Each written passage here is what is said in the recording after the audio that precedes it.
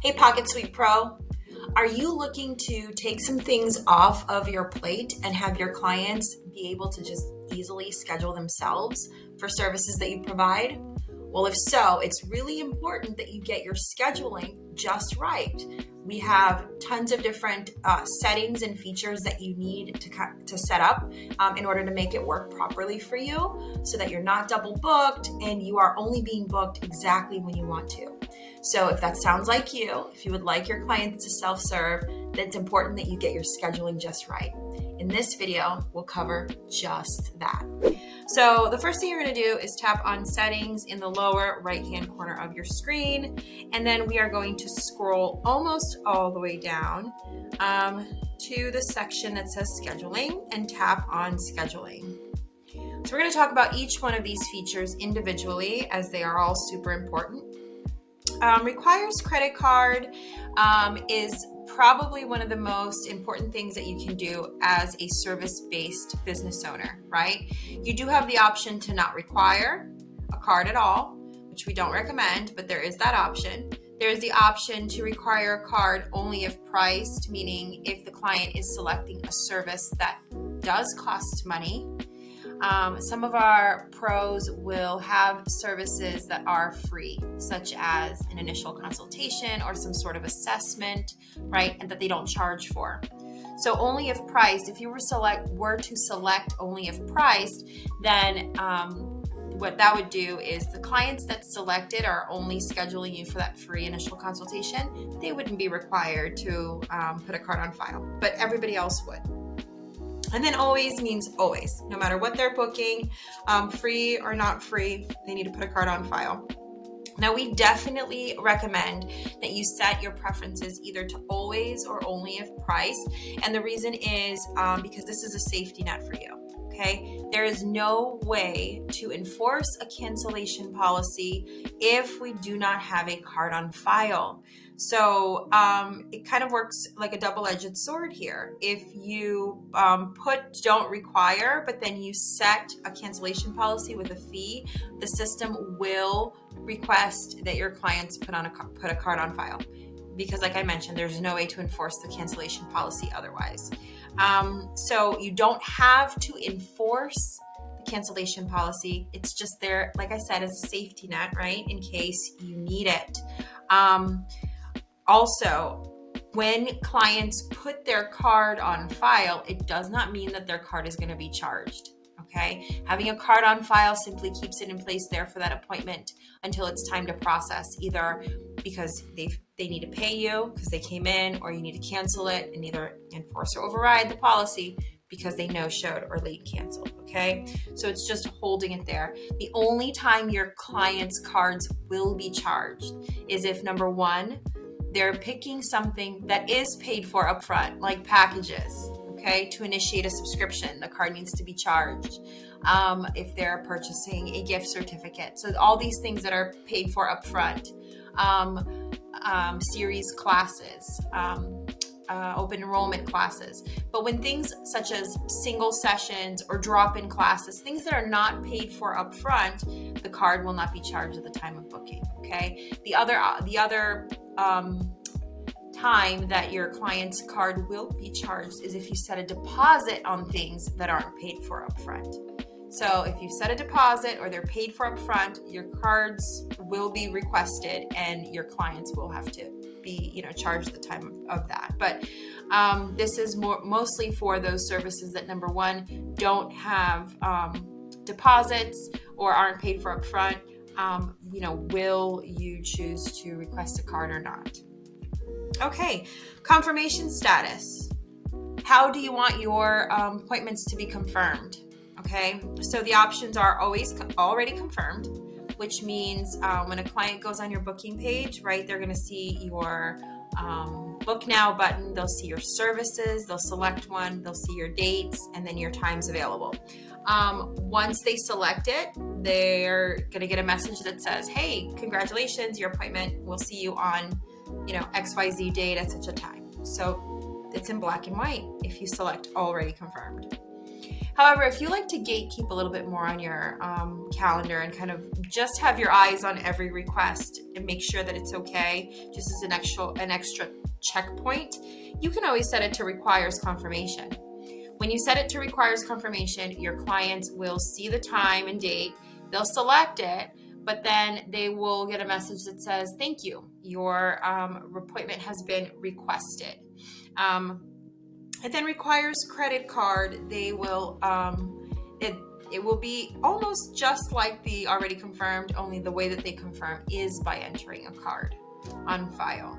Okay, so just wanted to kind of show you too what that looks like depending on which option you select on your home dashboard or on your home screen. If you tap home, and you will see a banner that says booking requests if you selected the requires confirmation status. Okay, the requires confirmation means people are going to request bookings that you will then have to go in and tap confirm to confirm the appointments. Okay, if you have it set, so even if you have it set to requires confirmation, once you confirm it, then it'll move from the requested bookings to actual upcoming bookings. Okay, now the actual upcoming bookings you'll have if number one, you have it set to requires confirmation and you confirmed, or number two, you have it set to already confirmed. If you have it set to already confirmed, they'll only appear here. Okay. Another thing is on your dashboard. So on your dashboard, you will actually have a, hold on, this is going to have to be edited out because I have to fix this. I keep deleting these videos and starting from scratch. I'm not going to do that anymore. I'm just going to fix it here. Give me a second. This is because we had to not use an actual account. So we're like kind of building this as it goes. It's kind of a cluster, a little bit of a cluster. Hold on. No deposit, requires credit card. Okay, I'm just going to do that. Save. Okay. So I'm just going to start again. Okay. On your calendar, if you have your confirmation status set to already confirmed, or once those appointments are confirmed, they'll appear like this, like Kenneth, like John, like Mary on your calendar, where there's just the client name and what they've booked. However, the appointments that have not been confirmed yet are going to show up like this, like Mary Jones, where there is a red word. The word pending is written in red next to the appointment. You'll have to go in there and tap and confirm. So you can actually do it from your calendar, or you can confirm right from booking requests. Either way would work. But just so you know what that looks like in your account, what the different choices kind of show up like. Okay, so that's confirmation status. The next one is time zone. That's pretty straightforward. Select the time zone that you do business in. My hours, this is your business hours. When are you working? What time do you want to see your first client? What time do you want to be walking out the door? That's what these time periods are. So it's not, hey, it's 7:30, the last appointment that I'm taking. No, that is when you are walking out the door. So if I'm your client and I went to go book you for a 2-hour service and this was your schedule, the last availability that I'll be able to see, if it wasn't taken already, would be a 5:30 appointment, okay, to account for the 2 hours that I'm going to be with you. So make sure you set your, dates and times. You can always toggle dates off when you're off and then toggle them on. Double booking is a very, very small use case. Usually people don't do double booking. It is an option if you are okay with more than one client booking you at the same time. Different businesses may allow it. Depending on your business model. And then there's clients can't book beyond. So clients can't book beyond is great. It actually defaults to no limit, which means if your clients want to look at your calendar and see, and book you in 2024 or 2025 or, a year that hasn't come yet, they can absolutely do that. If you don't like that idea, if you like to kind of keep your calendar kind of, not so far in the future, you can always limit how much visibility they have. So you can select 3 months, for example, and they'll only see your calendar 3 months in the future at any given point. Okay? So that is clients can't book beyond. So the next option is buffer time. So buffer time is how much time between appointments do you need to prepare for the next one. Okay. So are you traveling across town to perhaps go to your clients where they live? Then maybe you need 35, 40 minutes, right, to drive there, to pack up your stuff and to get there. Maybe you work in a salon where you are just basically, changing the sheets or, getting the seat ready. And you don't need 30 minutes, 45 minutes. You can change that too. So any kind of in-between appointment prep time that you need to just kind of gather yourself for your next client, that's what buffer time is, okay? Now, flex time. Let's talk about flex time. So flex time has to do with the start times of your appointment, okay? When can your clients select to come see you? If it says no flex, that means there's not a lot of flexibility, right? It's going to be determined upon the duration of the service that they selected. So what do I mean? Well, if I selected a service that's 15 minutes long, I'll have start times that I can pick from every 15 minutes. So if you work 9 to 5, I can come see you at 9, at 9:15, at 9:30, at 9:45, any of those times. Okay, so that's no flex. Now, if I picked a service that's an hour and a half long, I would only be able to see you at either 9 or 10:30 or 12. It would be kind of in increments of the duration of 1 hour and a half, okay, which is the service I selected. So that's no flex. No flex plus buffer is exactly what I just explained, and it will take into account the buffer time if you've selected one. So I've selected a buffer time of 30 minutes, for example.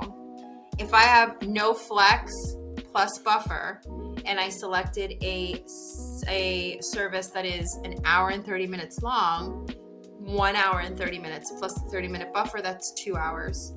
So if you have no flex plus buffer and I'm your client, I selected a 1.5 hour service with a 30-minute buffer, I would see your availability in increments of 2 hours. So I could come in at 9, I could come in at 11, I could come in at 1 or at 3 or at 5.